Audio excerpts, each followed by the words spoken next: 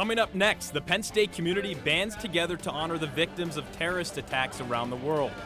And see how those events have the university tightening security this weekend. Plus, our one-on-one interview with football coach James Franklin on the eve of the Whiteout game. The Center County Report starts now.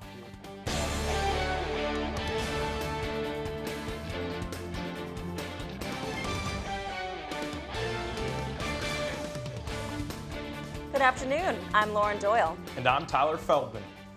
Penn State is tightening security at tomorrow's Nittany Lion football game and other events after the terror attacks in Paris and today's attack on a Malian hotel in Africa. Reporter Ryan Bells is live at Beaver Stadium. Ryan, what can fans expect at the football game? Tyler, fans can expect longer than average lines as they enter Beaver Stadium, so make sure to leave yourself extra time. It's important to note that there are no known threats for tomorrow's game, but Penn State decided to beef up security anyways. Some of the changes expected for tomorrow's game include everyone will be subject to pat-downs and searches as they enter the stadium. Fans and employees will have to open their coats and outerwear and may also have to empty their pockets. Gates will open at 10 a.m. That's a half hour earlier than normal for a noon game to give people extra time to get in. Not only will there be increased security for football, but also at the BJC for tonight's 3-band concert featuring Shinedown. Those attending the concert will also be subject to pat-down before entering the arena. Fans are encouraged to arrive earlier than the 6 p.m. advertised door opening for tonight's concert. While no NFL stadium or collegiate stadium has been noted as a target for a terrorist attack, we always like to stay on high alert, and we always want to keep our fans safe. So in order to do that, ramping up security seemed like the most responsible move. Finally, even though fans are able to bring in a clear 1-gallon Ziploc bag, officials encourage everyone to leave bags in their cars or at home. Remember to arrive early to either the Bryce Jordan Center or Beaver Stadium for the events. Reporting live in University Park, I'm Ryan Bells for the Center County Report. Thanks, Ryan. The attacks in Paris a week ago today have triggered a global response of support for victims of terrorism and violence. And the State College community is part of that support. Reporter Courtney Barrow is in our studio with more. Courtney? Tyler, hundreds of people came out to Old Main on Tuesday night to honor those who died in the attacks. Students say the tragedies affected everyone, and it's up to everyone to stop the violence.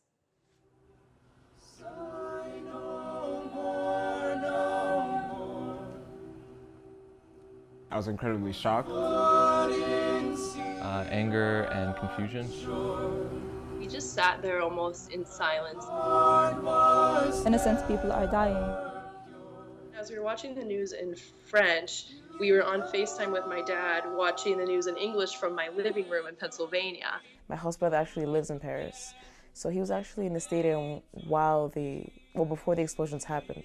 There's just no explanation for any of the attacks, multiple attacks at the same time, multiple locations. I mean, it's crazy to wrap my head around it. I think the reason why we reacted like this is because, like I said before, the West is not used to attacks like this. I come from the Middle East, and so whatever violence is going to happen is going to happen in my home. This is something that touches my identity, and there are people who are doing this violence in the name of my religion. I'm sick of seeing it all, to be honest. I'm sick of seeing the death on the news and the media, and this is the least we can do to kind of work towards that goal. So, spur of the moment, I decided to make an event on Facebook. I had received messages from multiple people asking to help, as well as organizations, and from there, it took off. I hope that they get the message that terrorism has no religion. These people that are suicide bombing and, going into large groups of people and killing people, they're not peaceful people. They want us to fight each other, to hate each other, but we need to be better than that and come together and realize the only way we can overcome this is by working together in peace and harmony. This is the first time that I actually felt a true connection to the "We Are" chant and the alma mater. And so I think I understand what it means a little more. Penn State currently has 8 students studying abroad in France, 2 of whom are based in Paris. All of them are safe and accounted for. What a beautiful story, Courtney. Thank you. Just amazing to see how the Penn State community and student body is rallying around France. Our thoughts and prayers are certainly with them. Absolutely. The U.S. Senate is expected to vote soon on a bill passed by the House, which blocks Syrian and Iraqi refugees from entering the country. President Obama promised to veto the bill.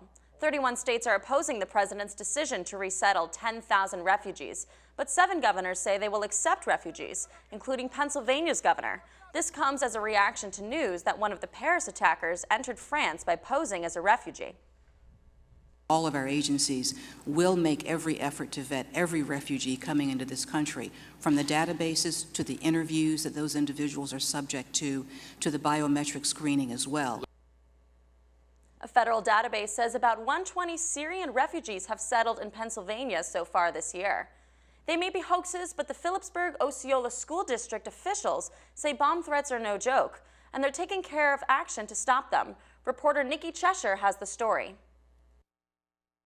It started with a student writing a bomb threat on a desk. A little while later, some students conspired to make another threat. And now, a handwritten note found after school is the latest in a slew of hoaxes. It's an ongoing problem here at Phillipsburg-Osceola High School with 3 threats since just the beginning of the school year. School officials and administrators are doing everything they can to remind students of the dire consequences that occur when they cry wolf, including felony charges. Superintendent Greg Palladina says that the school has high security measures in place to catch the culprits. With everything that's going on in the world today, you have to take these things seriously. We have HD cameras in all the hallways. It's just one of those things that they're going to get caught. Legal consequences can be severe, with a felony charge, potential expulsion from school, and court costs, including the money spent to bring in bomb-sniffing dogs to search the building. But other costs are less tangible. There are employees that work on an hourly basis. Some of them get paid and some of them don't get paid. And it affects the livelihood of some people, and the education is invaluable. You can't put a price tag on losing that many courses because we had to evacuate. The focus now is to educate students and their parents on the seriousness of the offense. And officials are organizing an assembly with police to send a message. A lot of these students are good kids who made a mistake. Unfortunately, these mistakes can follow with them the rest of their lives. Palladina says the search for the latest culprit has narrowed down to just a few suspects, thanks to extensive handwriting analysis of the note. Reporting in Phillipsburg-Osceola, I'm Nikki Cheshire with the Center County Report. 4 firefighters in the Phillipsburg area are charged with arson for fires that happened back earlier this fall. Columbia Fire Company volunteer Justin Varner faces charges for the September 30th blaze on Lingle Street. Authorities say he's in jail for violating his probation. Hunter Harris, Kenneth Lee Moore, and Samuel Connor face charges for the October 9th blaze in Chester Hill. The 3 of them were volunteers at the Hope Fire Company. And people who live in the Phillipsburg area now have a new medical building in their town. The Moshannon Valley Community Medical Building opened this week. Ever since the hospital closed 9 years ago, residents have been without a local medical center.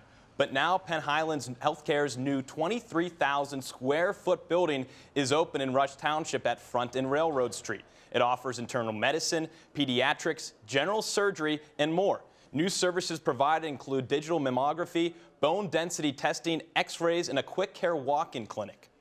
A downtown State College restaurant may be moving. The Cadares property has been sold for $7.5 million. Property owner Jeff Haas sold 538 East College Avenue to CA Student Living, a Chicago-based real estate and development firm. It hopes to build an 11-story high-rise after the Borough Council passed the Collegiate Housing Overlay Amendment, which previously only allowed for 7 stories. Cadare's lease runs until November 2017, and the restaurant hopes to stay there once the building is done, but is also looking for new locations in State College, too. The goal is to stay downtown, relocate, but the thing that's happened the most, people think we're closing right away, and we're not. Our plans are to stay open, continue business as usual, and operate, and then once that day comes, we'll be looking for other locations. State College is wrapping up its 3rd year investigating short-term rental houses in residential neighborhoods. The investigation began in 2012 after a high number of homes were being rented through booking websites during football weekends. The borough is cracking down on a specific type called tourist homes. These are houses not occupied by owners, but rather used as rentals for revenue. What we found through this investigation was that some people are buying homes in residential neighborhoods in the borough, and they never live there. Nobody lives there full time. It's used exclusively as a short-term rental. The borough does not allow these tourist homes, yet official guidelines won't be established until early next year. For now, property owners with tourist homes are warned with letters and may get a civil complaint and be fined up to $500 for every day they continue to operate. Thanksgiving is just 6 days away, which means lots of food and family get-togethers. But for some people in Center County, gathering around the dinner table isn't an option. In State College, Hearts for the Homeless works to help those in need. They're preparing for a special family feast that's open to anyone. This year, Penn State students donated baskets of Thanksgiving supplies to the shelter so the homeless can have Thanksgiving dinner. Homelessness that's hard for some people is that they have lost touch with their family, or they can't get wherever home is because it's too far away. And I think that Thanksgiving is just a really good time to that are positive and that we are thankful for. If you'd like to help Hearts for the Homeless, you can find them online. They'd love any donation you can make. And kicking off Thanksgiving week, Penn State is getting ready to take on Michigan. My sit-down interview with James Franklin is next. Also coming up, State College celebrates Light Up Night downtown to get into the holiday spirit. Take a look at the festivities.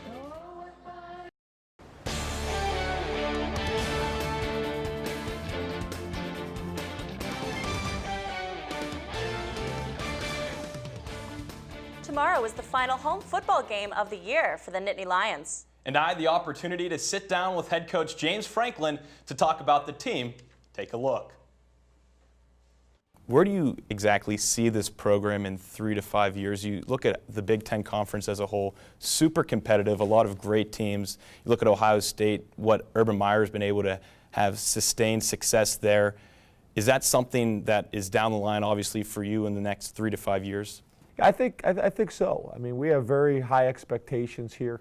I also kind of look at the big picture. We're playing Michigan, obviously, coming up in the Whiteout.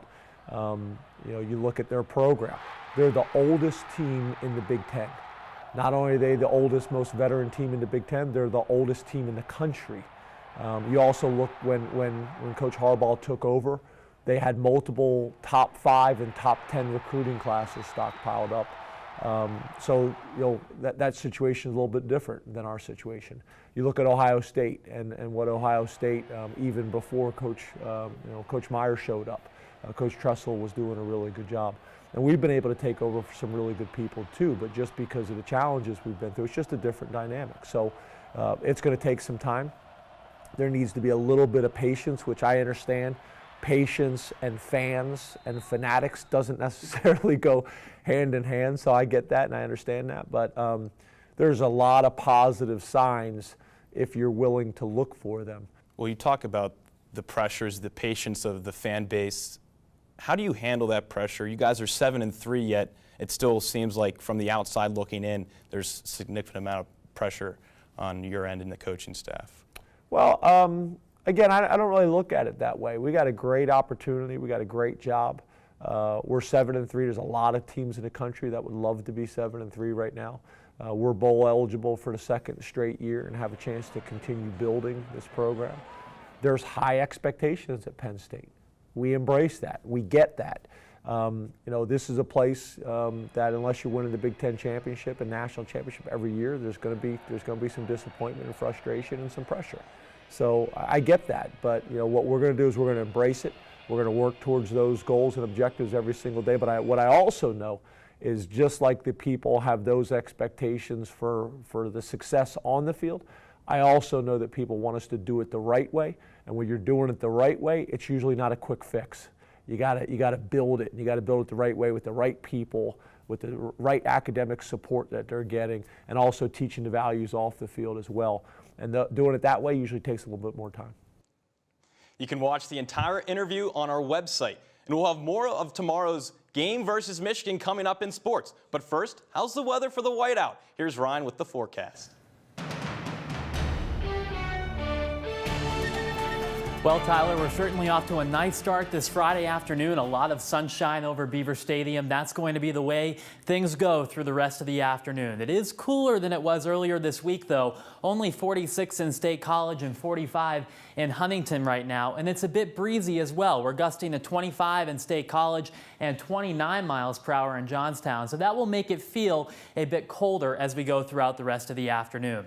But high pressure is building in. That will supply dry weather for the day tomorrow. There is a storm system off to the north and west, though, and thankfully this is going to miss us, tracking to the north, and it will actually bring a bit of a snowstorm to the Chicago area, where some places could see over 6 inches of snow over the next day or two. Thankfully, none of that on the way for Center County. Take a look at Futurecast, though. Starting this afternoon, a lot of sunshine, temperatures in the 40s. We'll find increasing clouds overnight tonight, and by tomorrow morning, the day is likely to start out mostly cloudy, and it will be cold. So temperatures only near freezing at 7 o'clock, but then those clouds will lift out as we go through the day, mostly sunny with temperatures rising into the 40s tomorrow afternoon.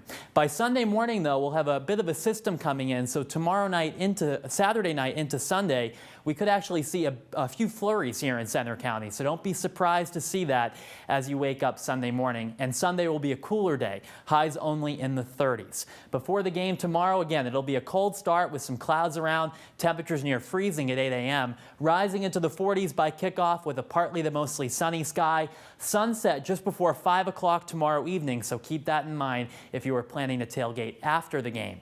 Of course, Thanksgiving coming up next week, a busy travel week. High pressure remains in place through the eastern part of the country. That will supply dry weather. There will be a storm over the center part of the nation, but that will not get here until after Thanksgiving by the way things look right now. So right now, the weather looks pretty good for Thanksgiving. Take a look at the 7-day forecast. Again, it's cooler by Sunday with the chance of a flurry during the morning. Cold on Monday with some sunshine, and then we start to warm up by the middle of next week with temperatures in the 50s by Thanksgiving. So no snow or rain for the last home football game tomorrow? No, thankfully, but don't be surprised Sunday morning. There could be a few flurries around. There's nothing quite like football, especially when you're stuffing your face with turkey. Of course For sure, yeah. Now here's Andy Medore with sports. Thanks, guys. Coming up next in sports, we take one final look at the Penn State baseball team's preparations for Cuba. Plus, after an upset loss at home Wednesday, Russ Rose and his volleyball team look to get back to their winning ways against Maryland this weekend.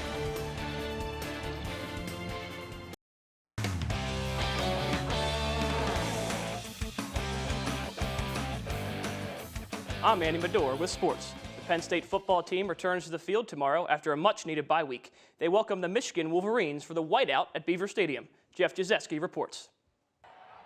Senior Day is always an emotional time for programs, but for this group of seniors, it holds an even greater meaning.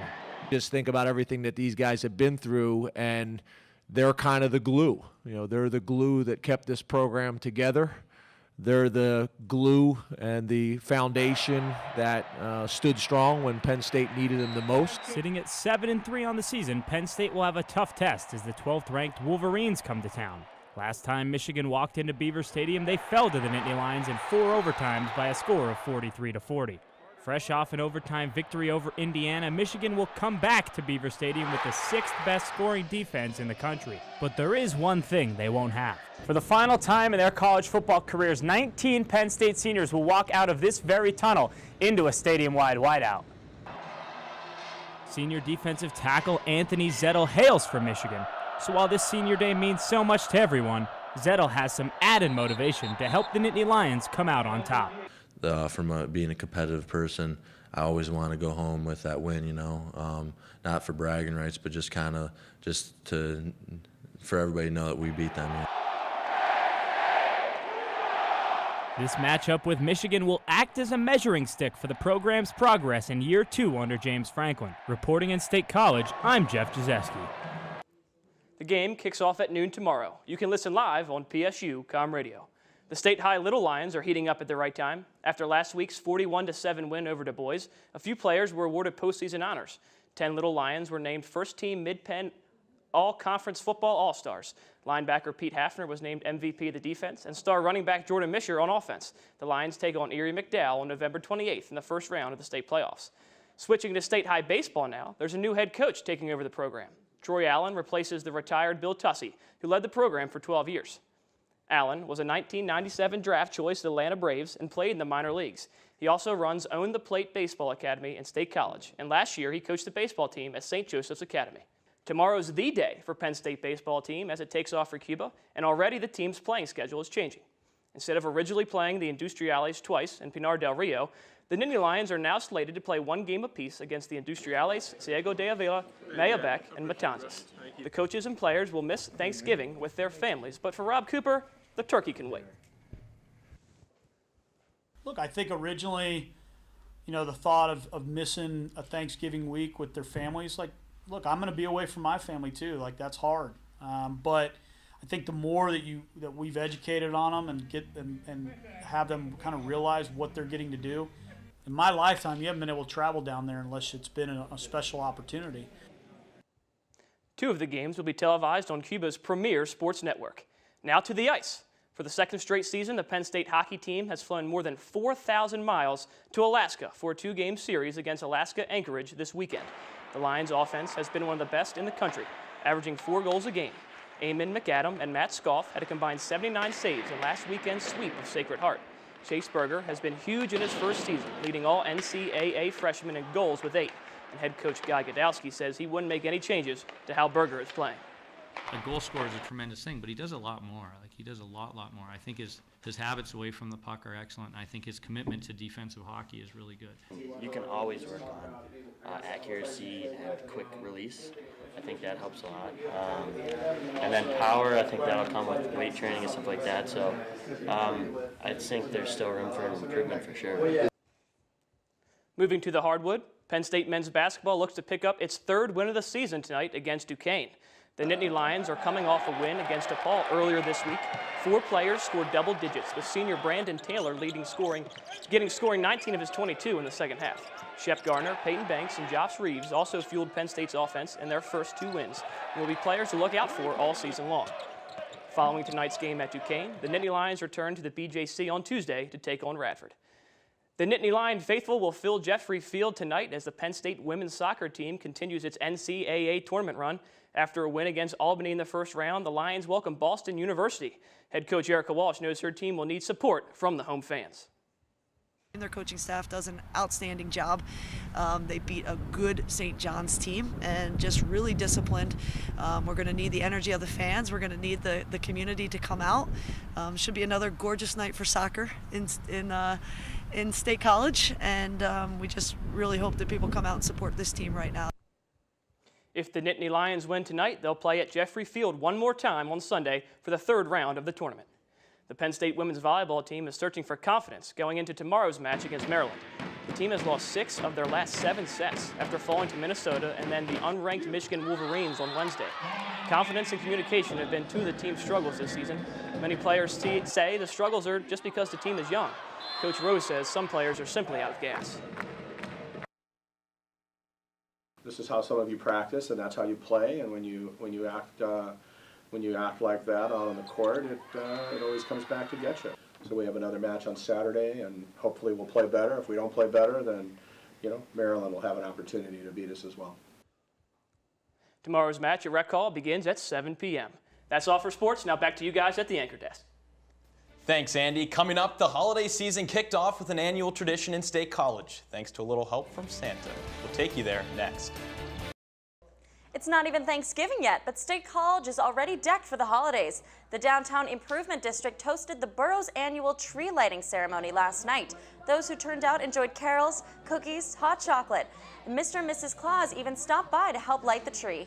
People also used the evening as an opportunity to donate to Toys for Tots and the State College Food Bank. And here's something that might surprise you. There are only 35 days until Christmas.